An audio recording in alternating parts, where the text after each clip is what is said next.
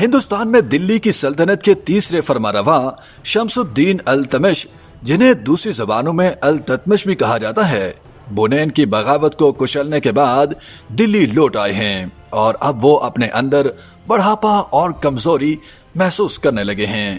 ایسے میں وہ چاہتے ہیں کہ وہ اپنا جان نشین مقرر کر دیں۔ وہ اپنے بیٹوں پر نظر دوڑاتے ہیں، لیکن کوئی بھی اس قابل نظر نہیں آتا کہ جان نشینی کا حق ادا کر سکے، اور جو ایک قابل نظر آتا تھا وہ دار فانی کو الوداع کہہ چکا تھا۔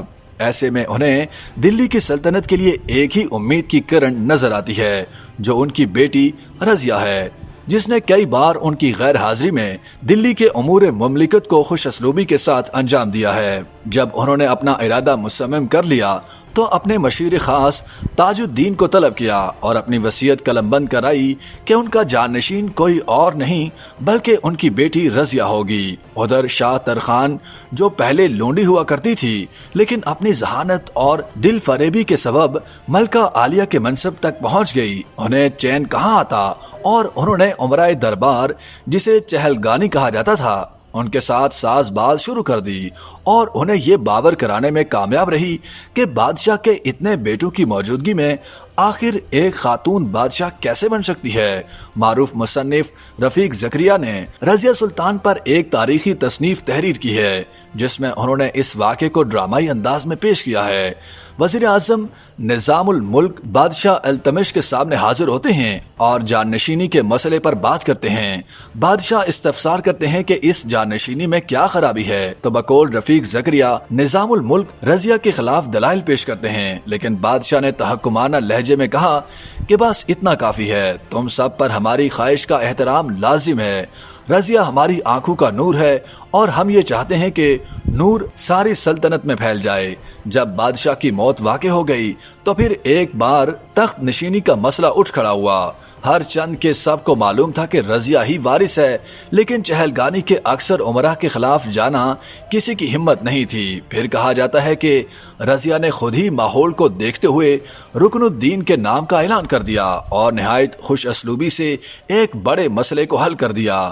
رکن الدین بادشاہ بنتے ہیں، پس پردہ ان کی والدہ شاہ ترخان کی حکومت چلنے لگی اور انہوں نے اپنے مخالفین کو ختم کرنا شروع کر دیا۔ دوسری جانب بادشاہ رکن الدین پہلے سے زیادہ عیش و طرب میں ڈوب گیا۔ ان واقعات سے دلی کے عوام میں اضطراب بڑھنے لگا اور وہ رضیہ کے حق میں نظر آنے لگے۔ جب صورتحال بگڑنے لگی تو شاہ ترخان نے رضیہ کو ہی راستے سے ہٹانے کا منصوبہ بنا لیا، جو کہ کسی طرح ناکام ہو گیا۔ اس دوران رکن الدین کوہرام میں بغاوت کو کچلنے میں مصروف تھا کہ لوگوں نے رضیہ کی حمایت میں بغاوت کر دی اور ان کی والدہ شاہ ترخان کو گرفتار کر لیا گیا، اور پھر رضیہ کے معتمد امراء کی مدد سے رضیہ کو دلی کے تخت پر پوری شان و شوکت کے ساتھ بٹھایا گیا۔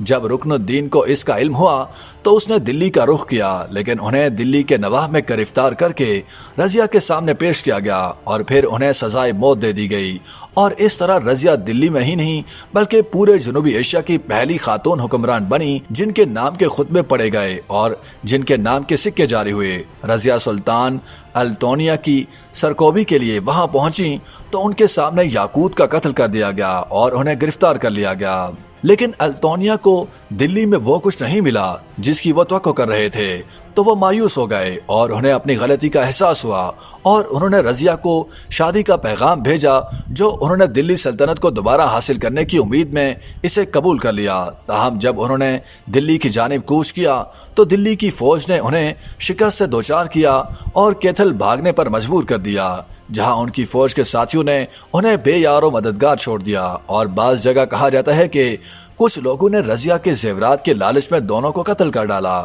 ان کی موت کے بارے میں کہا جاتا ہے کہ 15 اکتوبر 1240 کو ہوئی تھی، جبکہ شکست 14 اکتوبر کو ہوئی۔ رفیق زکریا لکھتے ہیں کہ موت کے وقت اس کی عمر 30 سال کی بھی نہیں تھی۔